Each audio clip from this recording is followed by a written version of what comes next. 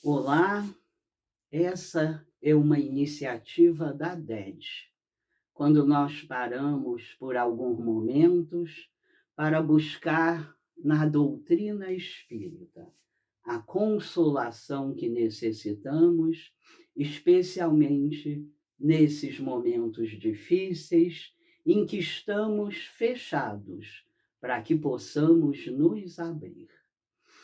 Nós hoje vamos falar sobre um livro muito especial do Pentateuco kardeciano, o quarto livro, chamado O Céu e o Inferno.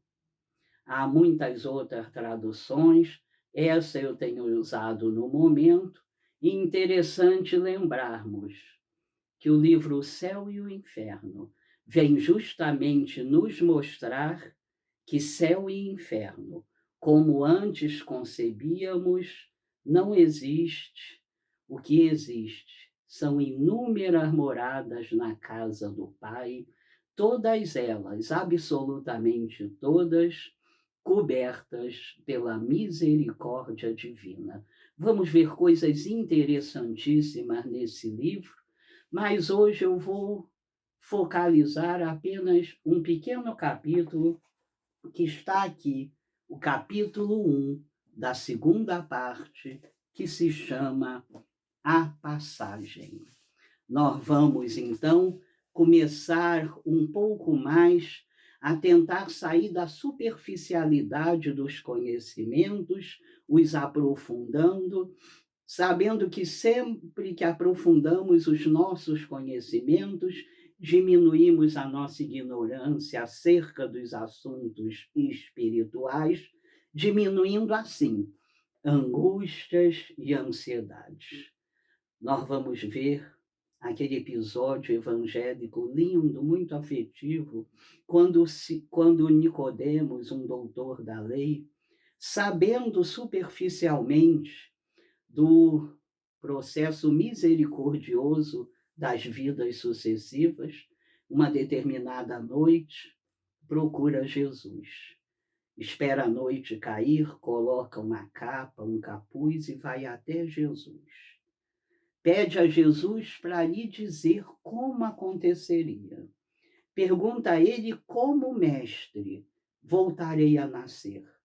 Voltarei a entrar no corpo de minha mãe?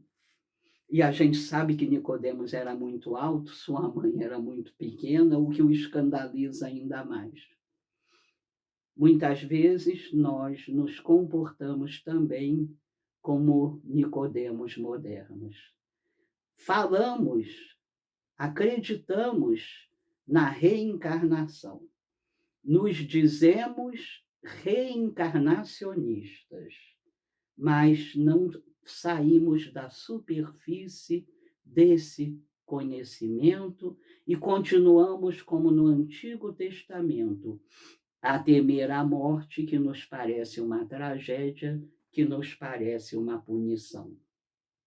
Um simples exercício nos ajudaria a nos livrar do preconceito contra a morte, como todo preconceito, fonte de sofrimento. Sabemos todos nós que Deus é nosso Pai, de imenso amor, de imensa sabedoria. Como é que esse Pai, de imenso amor e imensa sabedoria, daria um processo trágico, um processo temeroso a todos os seus filhos? Esse raciocínio antigo não sobrevive à mínima razão. Então, é claro que se Deus, o nosso Pai, dá esse processo a todos os seus filhos, ele só pode ser algo bom, ele só pode ser algo misericordioso. Assim nós vamos entendendo o que Jesus nos dizia. Conhecerás a verdade vos libertará. A verdade hoje está acessível a todos nós. É preciso que seja acessada. Haroldo Dutra Dias nos fala desse banquete maravilhoso que é servido pelos espíritos a todos nós, mas que muitas vezes olhamos esse banquete, achamos lindo, cheiramos este banquete, mas não nos alimentamos dele. É preciso nos alimentar. Quando nós começamos a nos alimentar, nós sabemos que a morte é algo natural num mundo ainda grosseiro. Nós precisamos, em determinado momento, desencarnar, sair da carne, para que possamos continuar a nossa evolução. A morte deixa de ser temida, é encarada com naturalidade, é uma libertação, é uma passagem, é a continuação do nosso processo evolutivo. Quando alunos aplicados na escola chamada Terra, lembramos que, inclusive durante o processo, podemos aprender. O processo do desencarne é terapêutico e é didático. Nós vamos, por exemplo, ao livro Voltei, Psicografia de Chico Xavier, pelo espírito a quem se deu o nome de irmão Jacó, saber de todas as suas dificuldades para completar o desencarne, da ajuda que recebe da filha, que havia desencarnado bem antes, e a ajuda maior de Bezerra de Menezes, o médico dos pobres, que vem fazer o desligamento final. Nós vamos sabendo, então, de que ninguém desencarna só.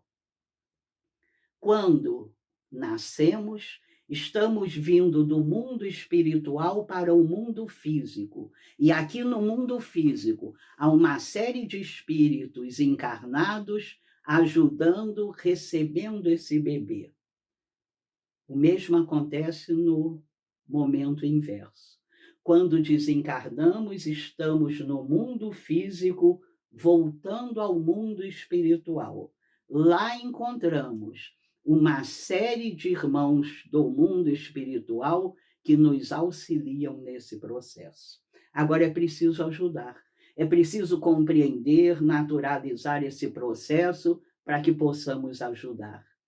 Joana de Ângeles, a grande mentora, a querida e iluminada mentora, nos fala que já desencarnamos tantas vezes, mas ainda não aprendemos a desencarnar.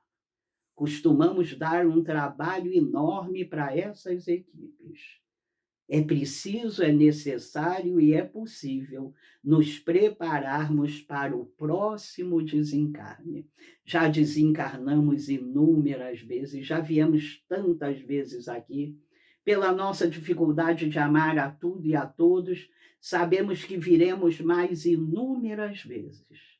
É possível e é preciso nos preparar para essa viagem. O bilhete está comprado, nós só não sabemos a hora nem o lugar. O mais inteligente é nos preparar. Nós nos preparamos para o próximo desencarne quando procuramos toda essa literatura espírita que vem nos dar informações e esclarecimentos interessantíssimos.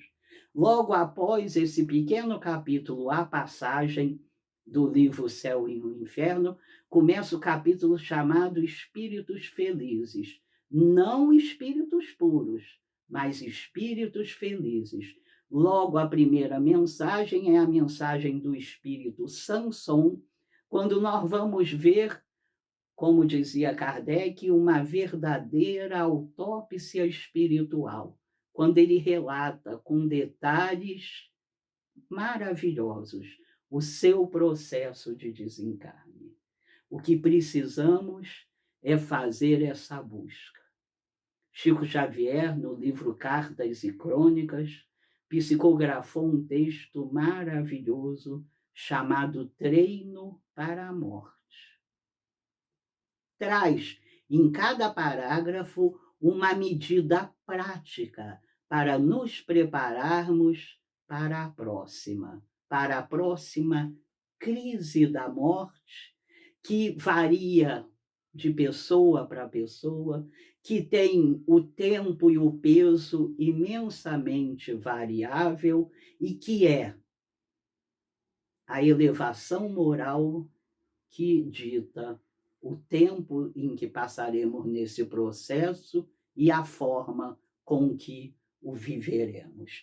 Crise da morte não quer dizer que é algo ruim, quer dizer apenas uma mudança. Essa é a crise da morte, muito bem descrita também por Ernesto Bozano, que nos traz alguns casos interessantíssimos, nos trazendo inclusive essa diferença, esse esclarecimento de que nem toda crise é ruim. Há lá um caso interessantíssimo de uma senhora bem velhinha que havia visto 2 filhos seus partirem para o mundo espiritual. Seu desencarne é tão leve que ela nem entende que está desencarnada, ela só se dá conta quando olha à frente um matagal e vê, com o coração pleno de alegria, seus 2 filhos se aproximando de braços abertos. Que alegria, que coisa maravilhosa essa tal crise para essa senhora. Há também o relato de um espírito ainda sofredor, ainda endurecido, mas já começando o seu burilamento, em que ele relata que o simples fato de já conseguir ter simpatia por alguém, que o simples fato de não ser tão egoísta, já lhe enche a alma de uma alegria desconhecida. Então, nós vamos vendo que a chamada crise da morte não tem nada de trágica, ela depende da elevação moral. Uma outra dúvida às pessoas, comum às pessoas que já acreditam em reencarnação, é sobre o momento da morte. Temem elas o sofrimento deste momento.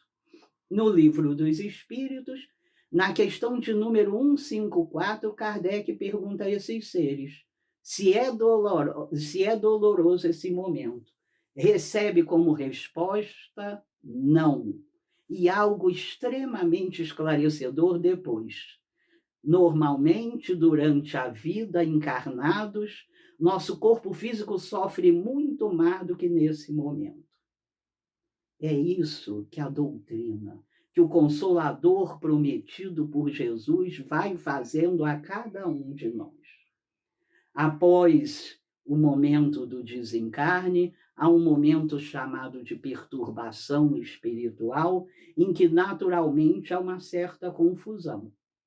Imaginemos uma pessoa que sempre acreditou que o que existe é o que é visível, sai do corpo, se descobre vivo e, naturalmente, vive algum tipo de confusão. Também esse momento depende imensamente, em intensidade e em duração, da elevação moral. Agora, todos eles, em seguida, passam a um momento maravilhoso, que é o momento do sono reparador.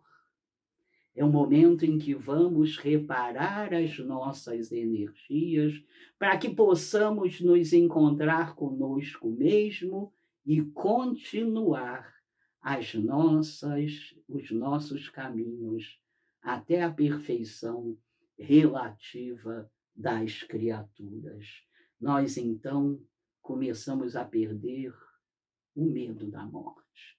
No livro O Céu e o Inferno também há uma, uma parte, porque os espíritas não temem a morte.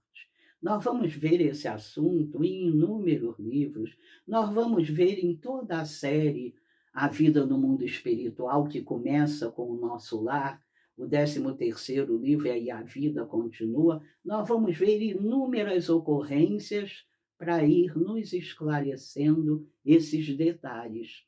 Uma ocorrência interessante, narrada no 2º livro, Os Mensageiros, no capítulo 22, Os que Dormem, nós vamos ver aqueles espíritos que, acreditando encarnados que a morte representaria o sono eterno, estão ali na época mais ou menos 2.000 espíritos dormindo. Conforme vão se depurando, conforme se mostram preparados, vão sendo gentilmente acordados. O importante é buscarmos. O importante é diminuir o nosso desconhecimento para que possamos nos trabalhar, para que possamos nos preparar. Chico Xavier, em determinado momento, foi perguntado se temia a morte.